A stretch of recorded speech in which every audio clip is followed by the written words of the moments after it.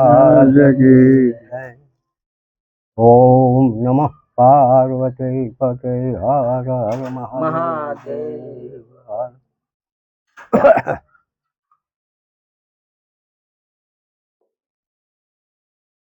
નરસિંહ મહેતા દામાકુંડની અંદર સ્નાન કરવા માટે સવારમાં 4 વાગ્યે જાય છે. સ્નાન કરીને પાછા વળે અને હામાં કે છે ભૂવા ઢૂંઢતા ઢૂંઢતા આવે છે. એ વખતે નરસિંહ મહેતા કહે છે કે ભાઈ આ બધું શું છે? ત્યારે બીજા કે આ કારણ કાઢ્યું છે. કે વળી કારણ શું? કે એ તમને ન ખબર પડે કે કારણ કાઢ્યું. કે બાપા મને દેખાડો ને. હા, ભાઈએ કીધું કે ભાઈ આ ભગતને દેખાડો. એટલે માછલી હતી ને માથે લુગડું ઢાંકેલું. એ માટલી નીચે આમાં રાખી અને લુગડું આમાં ઉખાડ્યું. નરસિંહ મહેતાએ જોયું અંદર, તો અંદર કૃષ્ણ ભગવાનની મૂર્તિ આંટા મારતી આમ ગોળ ગોળ ફરતી. ત્યારે નરસિંહ મહેતા કહે છે કે વાહ ભાઈ વાહ, આમાં તો કે લાલજી જ છે, કૃષ્ણ જ છે, આમાં તો જે છે એ જ છે. આ તો આમાંય છે. ત્યારે ભગવાને સામેથી એને જવાબ આપ્યો કે નરસિંહ, હું બધામાં છું, કારણમાં છું, ભક્તિમાં છું, જ્યાં હું બધામાં છું. આ વખતે નરસિંહ મહેતા અને ભુવાએ એનું કામ કર્યું. એમ ભગવાન રામદેવજી મહારાજ અજમલજી પાસે આવ્યા અને કીધું પિતાજી, હું તમારી પાસે કામ લઈને આવ્યો છું. ત્યારે અજમલજી કહે છે બોલો પ્રભુ. અજમલજી દીકરો નથી કહેતા, કારણ કે અજમલજીને ખબર છે કે આ બાપ થઈને આવ્યા, દીકરો નથી. એટલે એ પ્રભુ જ કહે છે. તે કહે છે બોલો શું આવ્યા? તો કે મારે હવે ટાઈમ થઈ ગયો છે, તો રામ હું આપની પાસે રજા મેળવવા આવ્યો. ત્યારે અજમલજી કહે છે કે રામદેવ, હું તમને રજા ન આપી શકું. તો તમારે રજા લેવી હોય ને તો ગુરુ બાળનાથ પાસે જાઓ, એ તમારા ગુરુ છે, ગુરુ તમને રજા આપે. આ વખતે રામદેવજી મહારાજ બાળીનાથ પાસે ગર્ગાચાર્ય હતા ને, અને કૃષ્ણે જ્યારે રામદેવજીનો જન્મ ધારણ કર્યો, એમ ફોકણગઢમાં પધાર્યા, ત્યારે ગર્ગાચાર્ય હતા એ બાળ આ તરીકે ગુરુ ધારણ અહીંયા પોકરણગઢમાં એમને આશ્રમની અંદર આવ્યા. આ ગુરુ બાળનાથ સાંઈ ગયા છે, ત્યાં પ્રણામ કરી સામા બેસી ગયા છે. અને ગુરુ બાળનાથ કહે છે કે અજમલ, એટલે રામદેવજી મહારાજ શું પધાર્યા?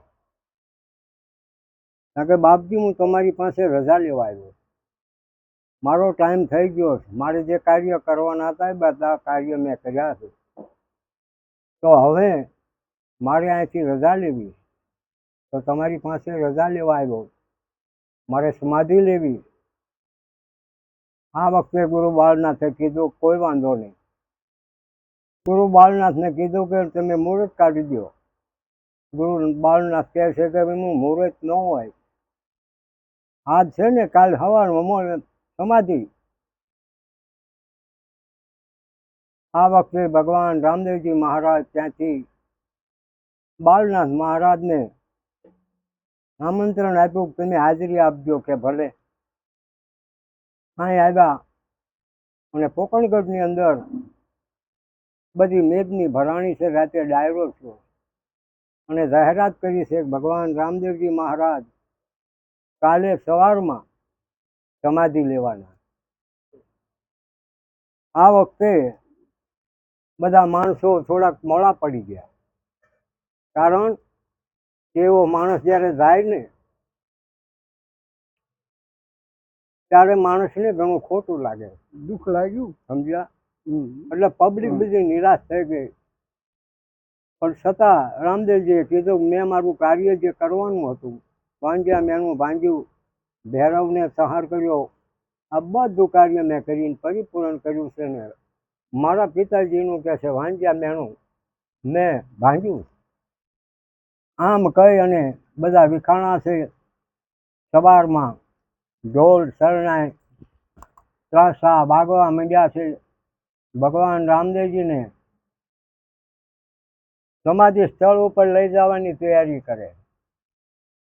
આ વખતે ડાલીબાઈ વાસણું સારે અને અહીંયા આ અવાજ સાંભળ્યો અને ફરતા ગામના માણસો કહે છે કોઈ ઊંટ સવારી ઉપર, કોઈ ઘોડા સવારી ઉપર, કોઈ ગાડા ઉપર, કોઈ પેડલ, બધા માણસો કહે છે આવી રહ્યા. ત્યારે ડાળીબાઈ બોલે કે આ બધું શું છે, આને ખબર નથી. કે તને નથી ખબર? કે ના મને નથી ખબર. કે રામદેવજી મહારાજ સમાધિ લે. આ સમાધિનો શબ્દ સાંભળતા ડાલીબાઈ બોલે છે કે ભાઈઓ તમે જાઓ ને, હું તો દોડી આવી. ઓલા ઊંટ સવાર કાંઈ માથે બેસી જાઓ. કે ના બેવું નથી, તમે અહીંયા પૂગો ને તો રામદેવજીને કહેજો કે ઘડીક રોકાઓ. આ વખતે ડાલીબાઈ કહે છે કે એવા રોકી દો, એ રોકી દો રામા પીરને રેજી, અને રામા પીરની સમાતું ઝઘડાય રે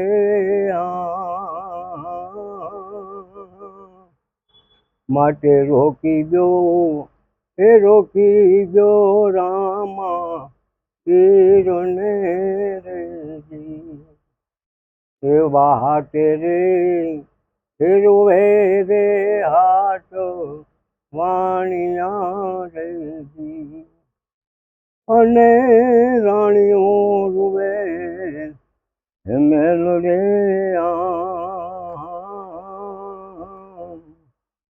એવા રોકી દો, એ રોકી દો રામા પીરને રેજી, એવા હાટે રે એ રૂવે રે હાટ વાણિયા રેજી, અને સોરે રૂવે સારણ ભાટ રે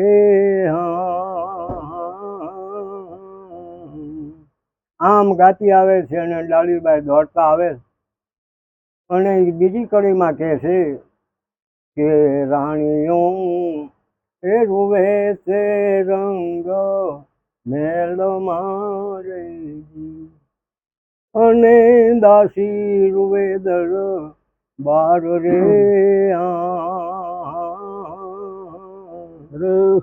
એવા રોકી દો, એ રોકી દો રામા પીરને રેજી, એવા ગુરુને એ પ્રતાપે ડાલીબાઈ બોલિયા રેજી, અને દેજો અમને રામા તમારા ચરણમાં વાસ રે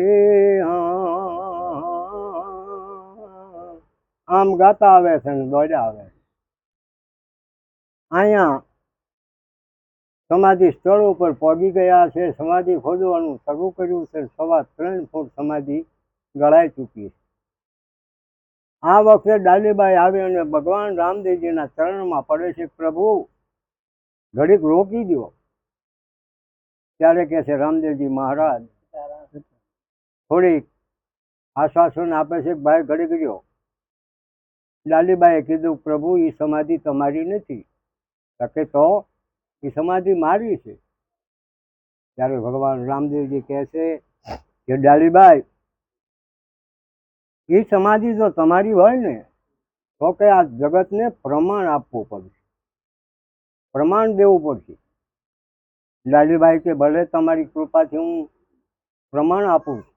બોલો કે આ સમાધિની અંદર ચૂંદડી, મોડિયો અને મીંઢોળ જો નીકળે ને તો આ સમાધિ મારી, અને પ્રભુ તમારી સમાધિનું પ્રમાણ આપું.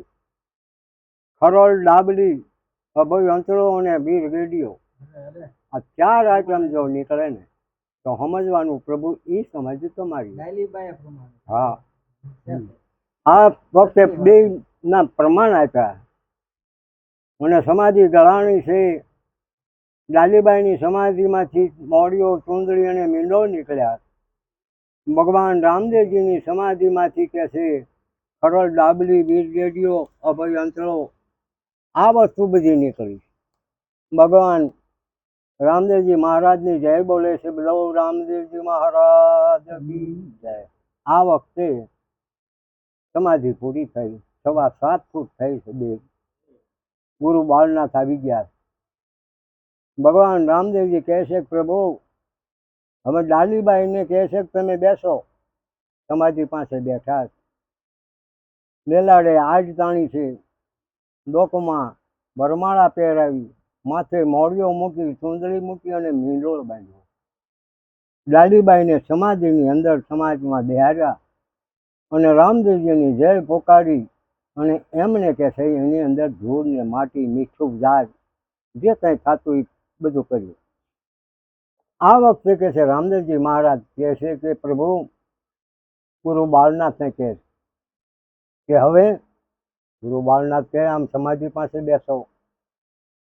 એમને આજ તાણી ફૂલની માળા પહેરાવી અને સમાધિની અંદર બેસાડ્યા. ખરોળ ડાબલી, વીર ગેડીઓ, અમર ડાબલી બધું ભેગું કરી અને અહીંયા મૂક્યું છે. એ સમાધિ બુરાણી. ભગવાન રામદેવજીની જય બોલાવતા બોલાવતા બધા પોકરણગઢમાં આવ્યા. એક દિવસ થઈ ગયો પણ રામદેવજીના માસ્યાઈ ભાઈ ભરભુજી ઘણા ટાઈમથી આવેલા નહીં.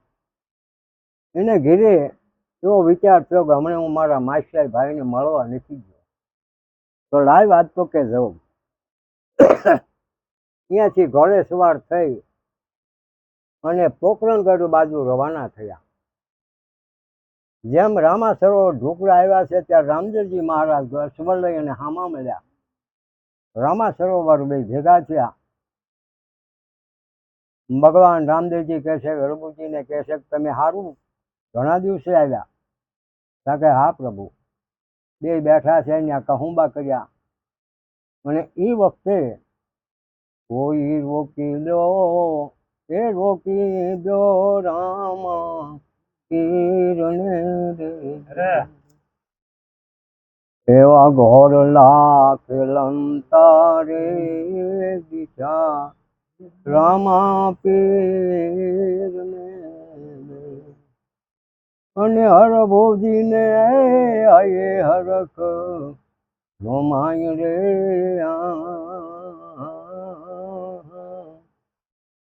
તેને પ્રીત રે વાયુ પરસ્પર ભેટિયા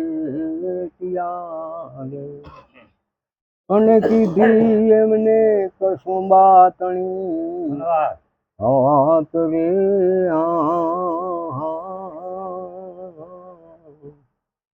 એવા રોકીનો એ રોકી દો રામા પીરને.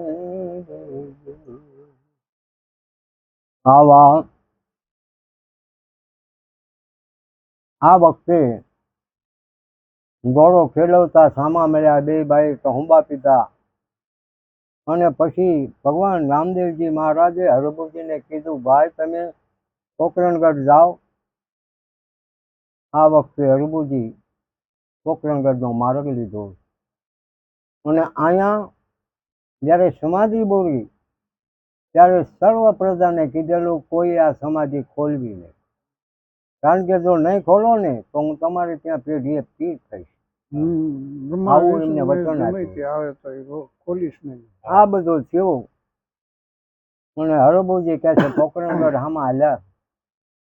આ વખતે હરભુજીને પોકરણગઢમાં કાળો વાવટો દેખાણો રાજધાનીમાં. આ વખતે હરભુજી મનમાં વિચાર કરવા લાગ્યા કે કાળો વાવટો કેમ, કંઈક અશુભ બન્યું હોય. આમ કરતા કરતા હાલ્યા આવે કાળો વાવટો ભાલ્યો એટલે અશ્વથી નીચા ઉતરી અને અશ્વને દોરીને વેતા થયા કે કાંઈક શુભ લાગે. ત્યારે કોક એવા માલધારી કે છે ચારતા છે એમને પૂછ્યું કે શું આ પોકણગઢમાં કાંઈ છે, આ કાળો વાવટો છે? એ કહે છે, માલધારીએ કીધું કે ભાઈ રામદેવજી મહારાજે સમાધિ લીધી.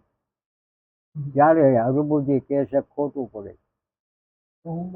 આવું વાત મનમાં ઘૂંસવણ થતા થતા કે છે ભાંગતા પગે કે છે પોતે પોકણગઢમાં આવ્યા છે અને પોકણગઢની બજારમાં જ્યાં નીકળ્યા હતા સુનકાર બધું, વેપારીની દુકાનો બંધ.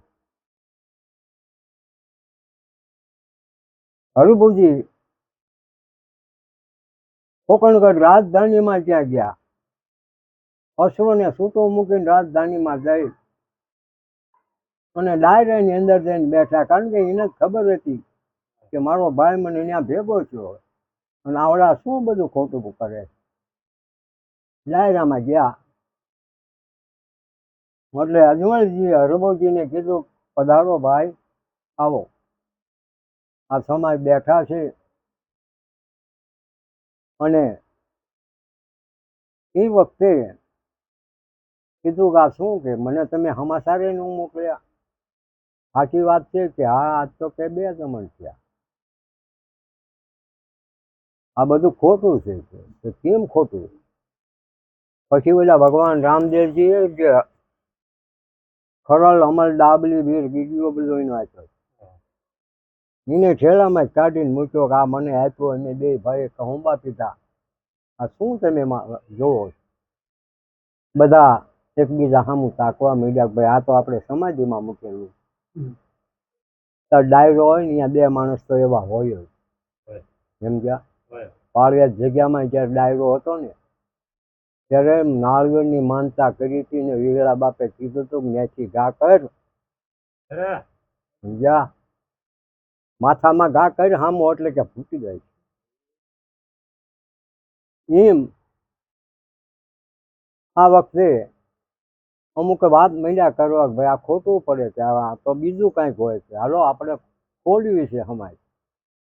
બીજા બધા ના પાડવા માંડ્યા કે રવા દો, ના કે પાકું તો કરવું જ છે.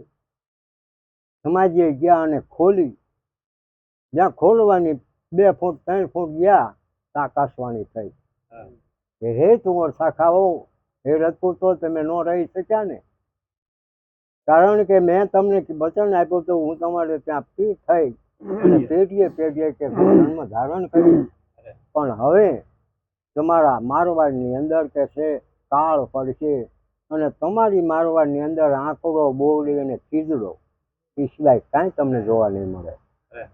આવું ભગવાન કહી અને અંતર્ધ્યાન થઈ ગયા છે. અને સર્વ